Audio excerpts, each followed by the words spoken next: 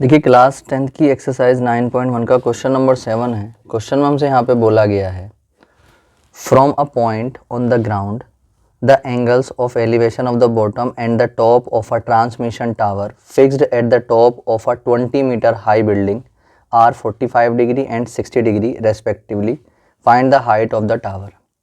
तो क्वेश्चन में हमसे यहाँ पे बोला गया है कि एक बिल्डिंग है 20 मीटर ऊंची, ये बिल्डिंग है, ये कितने मीटर ऊंची है? 20 मीटर ऊंची बिल्डिंग है। और इस 20 मीटर ऊंची बिल्डिंग के ऊपर एक ट्रांसमिशन टावर खड़ा हुआ है। ये मैंने मान लिया टावर है, ठीक है। इस टावर की हाइट को मुझे फाइंड करना है। मैंने इसकी हाइट को h मीटर जो है मान लिया है। अब बोला गया है कि ग्राउंड पर मतलब ये ग्राउंड है, ग्राउंड पर कहीं पर एक पॉइंट है, मान लीजिए ये वो पॉइंट है। उस पॉइंट से जो ट्रांसमिशन टावर है उसके बॉटम मतलब जो पैर हैं उसके पैरों का जो एलिवेशन एंगल बनता है वो कितने डिग्री बनता है? 45। तो यहाँ से इस पॉइंट से इसका जो एंगल बन रहा है वो कितने डिग्री बन रहा है? 45 डिग्री। और इसी पॉइंट से इस टावर के टॉप का, टॉप ये है, तो यहाँ से जो एंगल बन रहा है वो कितना है? 60 डिग्री। कितना है? ये 60 डिग्री है यहाँ से यहाँ तक, ठीक है। तो तब इस कंडीशन में हमें क्या करना है? इस टावर की हाइट को फाइंड करना है।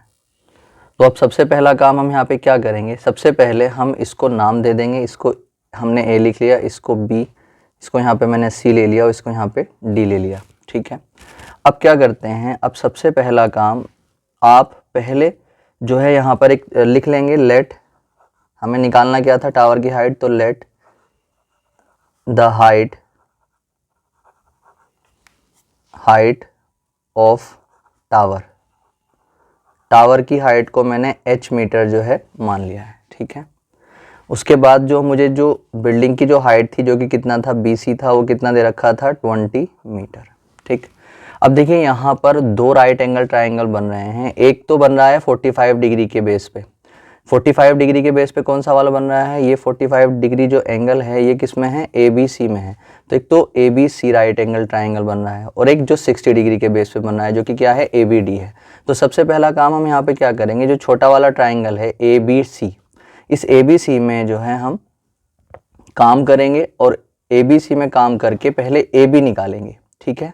उसके बाद जब हमारे पास AB आ जाएगी ABC में काम करके, तो फिर हम ABD में काम करेंगे। ABD में काम करेंगे उस टाइम पे जो है हमारे पास H आ जाएगी, ठीक है। तो सबसे पहला काम हम यहाँ पे करते हैं इन ट्राइंगल ABC। तो यहाँ पे लिख लेंगे इन राइट एंगल्ड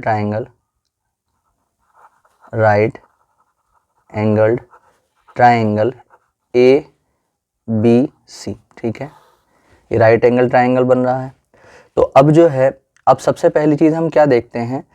देखिए अगर किसी राइट एंगल ट्राइंगल में मुझे ये वाली साइड निकालनी है और मुझे ये दे रखी है, तो किसी भी राइट एंगल ट्राइंगल में हमें अगर एक एंगल दे रखा हो, एक एक्यूट एंगल दे रखा हो और उसके बेस पे जो है कोई एक साइड दे रखी हो और उसकी कोई एक साइड दे रखी हो और कोई दूसरी साइड हमें निकालनी हो, तो हम ये देख लेते हैं कि वो जो दो साइड एक जो दे रखी है हमें वो क्या है और जो निकालनी है वो क्या है। तो अगर हम ABC ट्राइंगल की बात करते हैं तो ये जो BC दे रखी है ये क्या है? परपेंडिकुलर।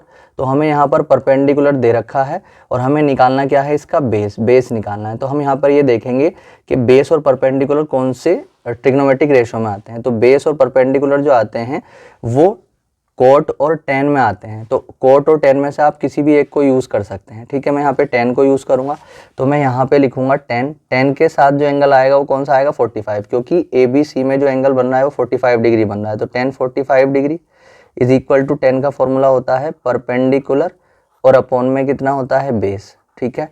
तो 10 45 की वैल्यू कितनी होती है? 1 इज इक्वल टू परपेंडिकुलर हमारे पास कितना था? BC, तो ये BC आ गया और अपॉन में जो बेस था वो कितना था? AB। तो यहाँ पर मैंने AB लिख लिया, ठीक है। उसके बाद यहाँ पर 1 ऐसे रख दिया इज इक्वल टू BC की अगर हम बात करते हैं तो BC कितना है हमारे पास? 20 और AB की बात करते हैं तो AB हमें यहाँ पे फाइंड करना है, ठीक है। अब जब इसको आगे लेकर के हम चलेंगे क्वेश्चन को, तो AB की क्रॉस मल्टीप्लाई 1 से करेंगे तो ये AB इज इक्वल टू कितना आ जाएगा? 20 मीटर, ठीक है। तो हमने यहाँ पे देखा कि जो ये ए बी था ये कितना आ गया है 20 मीटर आ चुका है, ठीक है। अब हम यहाँ पर क्या करेंगे, अब जो ये बड़ा वाला ट्राइंगल है ए बी डी, इस ट्राइंगल में अब हम काम करेंगे, ठीक है। तो हम यहाँ पे लिखेंगे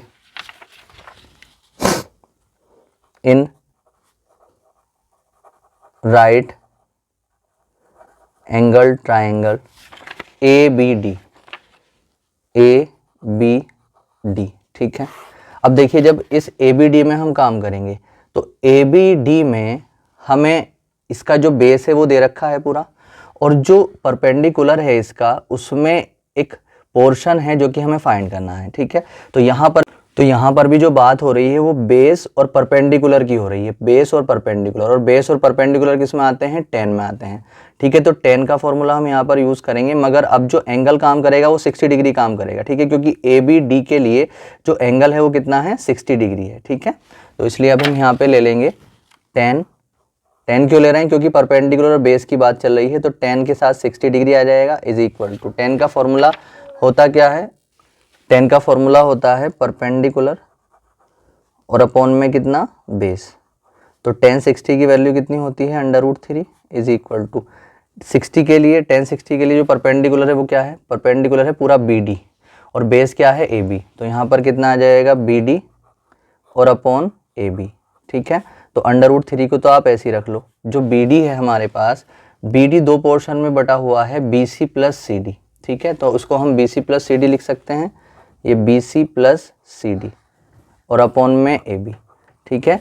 बी डी पूरे का पूरा बी सी और प्लस सी डी को मिलाकर ही तो बन रहा है, तो मैंने बी डी को तोड़ के लिख लिया B C plus C D, ठीक है। ए बी को ऐसे ही रखा है यहाँ पर, ये रहा, ठीक है, B C plus C D upon A B. √3 को आपने ऐसे ही रख लिया, is equal to B C जो है हमारे पास वो कितना था 20, और बी सी की जगह 20 आ जाएगा, और प्लस जो सी डी था, सी डी कितना था हमारे पास h, तो यहाँ पर ये आ चुका है h, और अपॉन में जो ए बी था वो कितना था, वो भी 20 था, तो ए बी की जगह वो भी मैंने कितना रख लिया 20, ठीक है।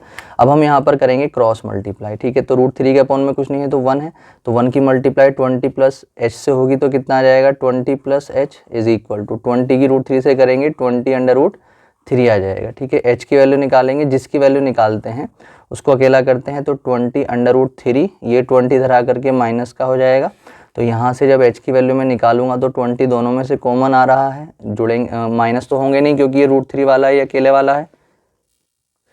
अब 20 जब मैंने यहाँ पे कॉमन निकाला तो यहाँ पर बचेगा √3 माइनस 20 बाहर आ गया, तो यहाँ पर कितना बचा 1 मीटर, ठीक है।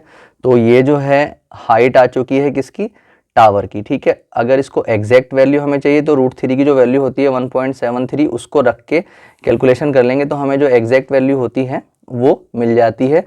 बाकी आप आंसर यहाँ तक भी छोड़ सकते हैं, तो इसलिए यहाँ पे लिख देंगे the height of transmission tower